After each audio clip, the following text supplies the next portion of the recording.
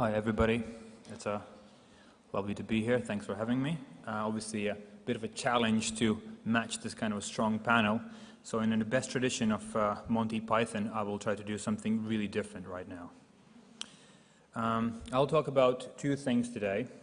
One is about culture and heritage and quality of life in the cities, and how those three might intersect. And second of all, I will speak about imagination, or how imagination comes instrumental or comes handy when we talk about heritage. In 2002, a German architect, Philipp Oswald, came up with the term post-architecture. Obviously, he wasn't the first one. Everyone loves a bit of a post these days, because that's how you mark yourself and differentiate yourself from the others. His idea, in the context of shrinking cities, was that how do we attain quality of life in the cities in other forms than to expansion? Why? Because, first of all, sustainability. We cannot be going on with creating new structures onwards and onwards and onwards. Second of all, in the global context, despite the obvious idea that growth comes from creating new structures such as these, in reality, European cities, in fact, build much less new, shiny glass structures than their global counterparts.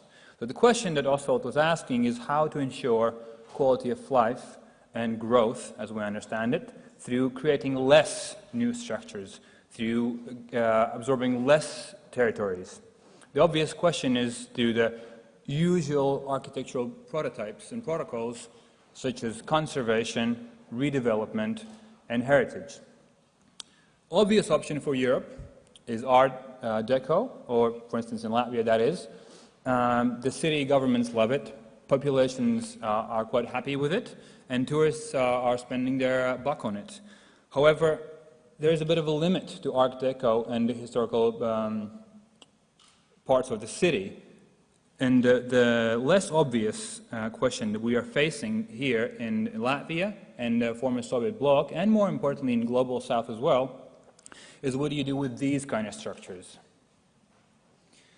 Namely, the structures that are too fine in terms of their architectural qualities, in terms of their uniqueness of style, and perhaps engineering merit, or the grandness of modernistic engineering peak. So what do you do with these kind of structures? First of all, we've got a bit of pain. The first top of the mind thing is a bit of a pain when these structures come in a picture. Why? First of all is the human scale. It is believed that the structures were built through 70s and 50s and 80s do not match what the human habitat needs. Second of all, it doesn't really match the social environment. They were just plucked into the cities in order to sustain and attain more progressive ideas.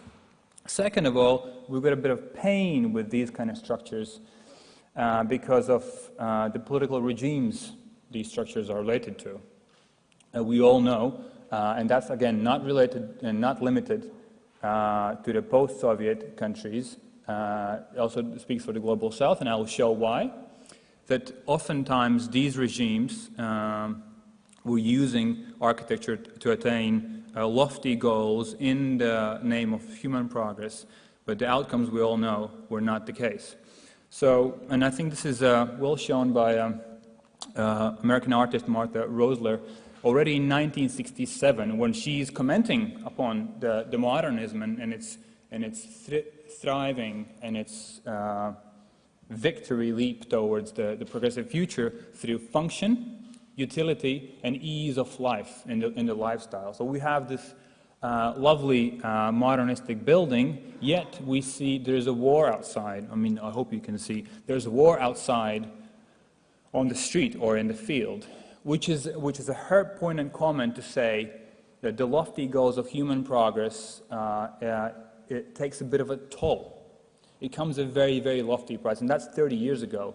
So when we think about the modern architecture, this is the intangible heritage, okay? So we got a bit of pain and a bit of a problem with modern architecture, not because it would lack architectural qualities or unique style or indeed engineering merits to it, but because of intangible aspects or because of what it stands for when we think about political regimes. So what is the consequence of this problem that underlies these structures? First is that we have passive or sometimes active neglect of these structures. They're just sitting there. If you look back at this, well, yes. Where are we going with this? Okay, back. If you look at any modern building in your cities, this is Latvian Academy of Sciences. If you look at its architectural merit, it's rather undeniable that it has some good qualities and, in fact, inspires some awe. Yet, because of its underlying intangible heritage, it sits in the city and it has not become a part of the usual tourist stores. It hasn't grown attention. And the way what we have result of that, let me work this robot a bit. So, as a result of this problematic pain that we have with modernistic architecture, is not just the loss of architecture or the ruins of architecture they're about to happen passively or actively, but more importantly is the ruination of social fabric. Why is that? What do I mean by social fabric? Architecture is always a testimony to the public shared history and a public past. First of all, it's always in a form of a dialogue, a form of a social interaction. So through passive or active neglect of modern architecture, we are always on the road about to lose our shared past. Because the same way as we learn about geography of certain countries through movies, through novels, through music and poetry, in the same way we learn about our collective past through architecture. So, through neglect of architecture, we're about to risk to lose certain symbols and objects of our shared past, problematic as those might be. And second, and more importantly, when we're about to lose modern architecture, we are losing a conviction about us as a community. We're going back to anonymous components in society, just trying to increase the quality of life of ours. Okay? So the shared past that our architecture communicates builds the conviction, the intangible conviction that we're more than anonymous components or citizens, but we're in fact a community. This is one from one of the seaside towns in Latvia, which is again to say that the passive or active neglect of these structures, first of all, clouds our common history and stands in a way of personal memory, or we're about to perpetrate a collective amnesia by neglecting these structures. Again, not because they lack architectural qualities or unique style, but because we have too much issues with ideas that they stand for. An obvious answer to that in Latvia and perhaps global south in Europe as well is, okay, we've realized that we might be missing out on something, therefore we have to absorb or adapt these structures into existing environment, because we cannot risk of losing the common history, of the objective reality of 50s and 60s and 70s. Okay? We can't risk to lose these architectural qualities. And third of all, we can't risk to miss some of the personal memories that people have, or associations and attachments that people have to these buildings. However, I would like to argue, and this is a museum of occupation of Latvia, literally across the river from this building, a lovely piece, I think. Yet again, for the 15 years, it's been in this active, passive form of decay. Too good to be destroyed, but too precarious to be preserved. And I would argue that adaptation and absorption of these structures through architectural protocols, such as conservation or preservation alone, will not address the pain or the problem or uneasiness or eeriness that we have with modernism. Why? Because it only addresses the physical aspects of it. So in this case, we have you can see on the left side is the old occupation museum, and you have on the right side is the new future that the structure is about to exhume and portray and tell us that we leave the past behind, problematic as it may be, and we are looking into the new future. And again, I don't think that this will be sufficient. And this is my proposal, that I think we have to think about more imaginative crossovers. We have to address the narrative, the underlying problematic issues that stand behind modernism in itself. People don't think about modernism through architecture only, even though they do that too. But they think about, for instance, in post-Soviet countries, they think about violent political regimes that put forth structures like these. So even those had great architecture and great style. The things they also had, as Marta Rosler showed us, was the war outside. At what cost do we have these buildings? And to that end, I would like to propose that we have to think more imaginatively. We have to incorporate more diverse arsenal to tackle the issues that modern architecture presents us, the uneasiness, the problem that we have with it. Namely, we have to address the modernistic intangible heritage through visual culture, through fiction, poetry, and history as a humanities discipline. For three reasons. Because I think through these crossovers, we make the modernism from abstract into more personal issues, a felt issue, an experiential issue. Second, we turn from the invisible or hidden aspects of the tragic, sometimes horrendous issues that the regime had upon people's lives, personal lives. And third of all, through imaginative crossovers, we're able to address the subjective, the incomplete, diverse experiences of the time, because they always are like that. We have history for charting the objective realities that took place, and then we have the footnotes of the personal pain that people went through, especially in the former Soviet Union.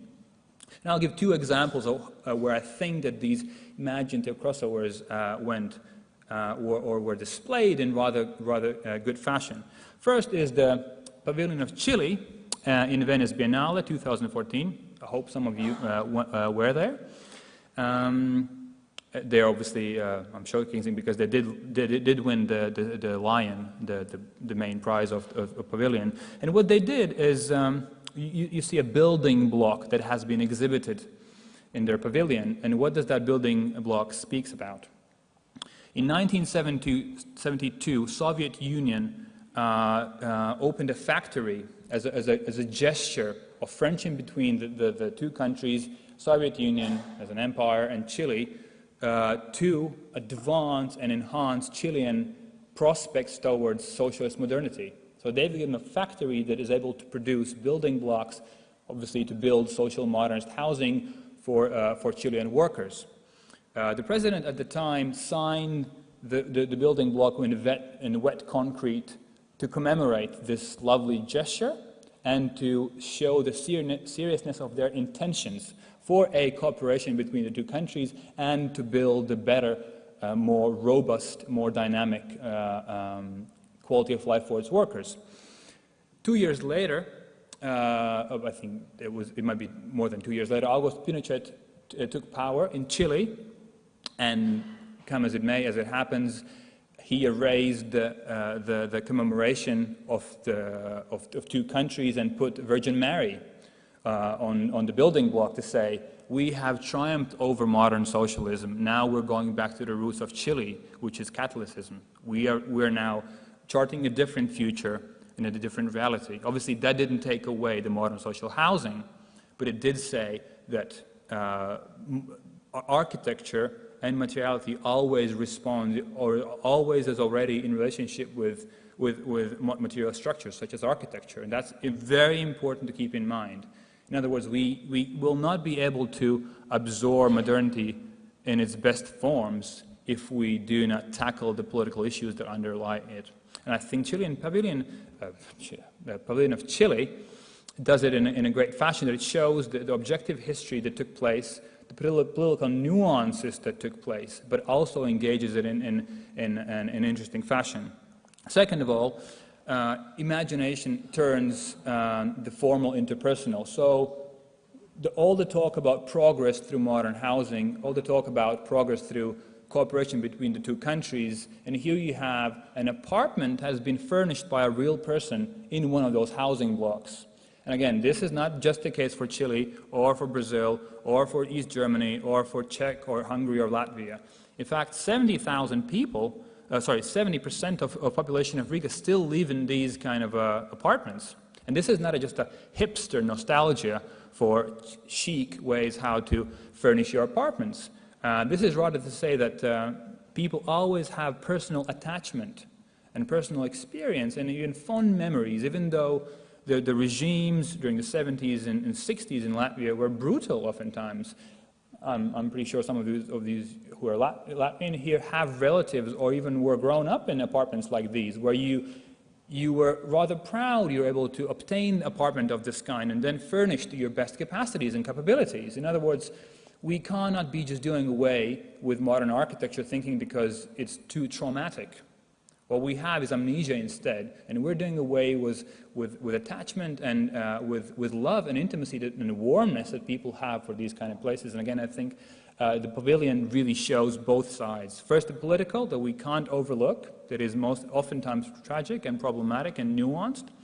Yet we have to engage the second aspect, which is the personal memory and attachment, and in fact, tens and tens and tens of years spent in these kind of structures. The second example comes from Latvia, and again, coincidentally, the first in Venice celebrated modern architecture from 1914 to 2014, so 100 years of modern architecture.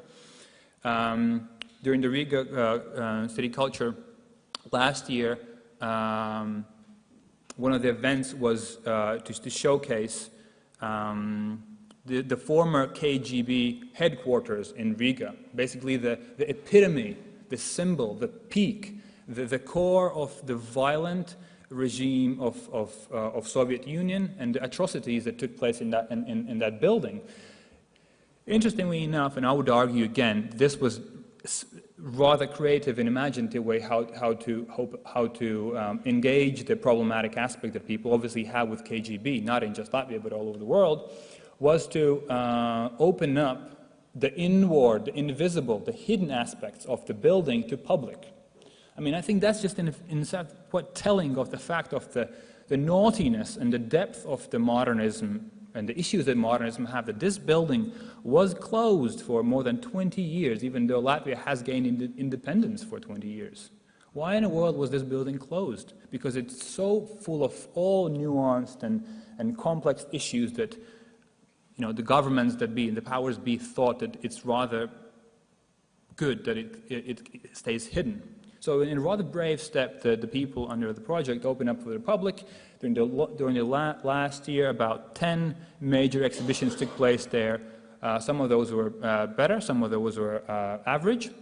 But the main point is that through a rather courageous act, they were able to pinpoint down the pain and the trouble that people have with modernism, and through opening the site for that which used to be hidden, that which used to be personal. Namely, there are a lot of people in Latvia whose parents and relatives were taken to the headquarters for torture, and they never came back, or they came back in horrible state, or were sent to prisons. In other words, this is a traumatic aspect in Latvian history, but it has to be faced.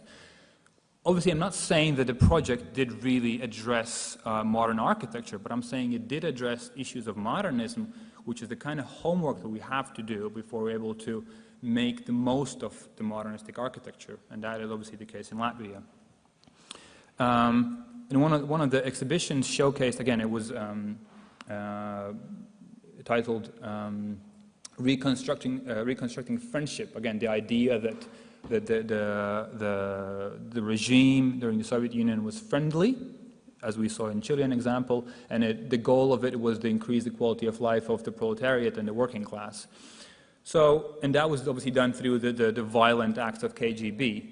And I think the project that I'm about to showcase right now tackles that in an interesting fashion. The Association of Latvian Poets opened up a room with a bed inside of it and poetry on the walls and cited out in audio. And what it focused on was the ways how KGB functioned, the schemes. It's called Scheme A, Scheme B. How the torture took place in the headquarters. Yet, interestingly enough, 50 years after those events, we know very little about the way it was done. So people had the myths and the legends and the mystery and the fantasies of what took place in the headquarters 10, 20, 30 years ago. And to this day, when we have independent state, we still don't know the ways they operated.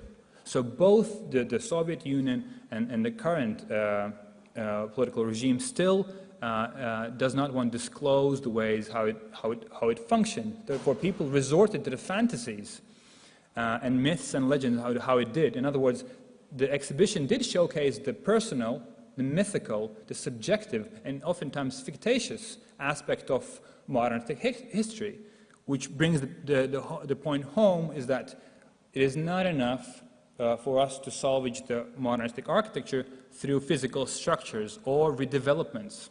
We have to tackle the underlying issues through imaginative crossovers in this kind of fashion. Which brings me to my last point, is that imagination is I personally believe, one of the driving forces how to address the protocols or the intangible heritage of modernistic architecture for us to be able to embrace it. And why would we do that? Again, because we would lose out on our shared history and our personal memories that people have had. B, every strong society is marked by the fact that they're able to put their conflicts at the forefront, at the center and the core of their interactions. Society that does shy away from problematic and traumatic aspects becomes, again, a unity of anonymous components rather than community.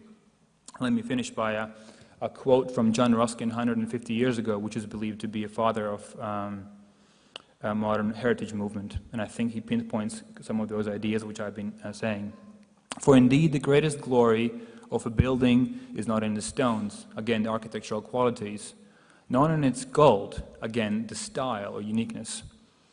Its glory is in its age, the history, and in that deep sense of voice, of stern watching, of mysterious sympathy, again, the subjective, fictitious, and poetic aspects of our personal memories of it, which we feel in the walls that have long been washed by passing waves of humanity. Again, that which has happened through our parents and grandparents, by doing away with those structures, we're losing part of that sense and that voice that speaks us to. Thank you.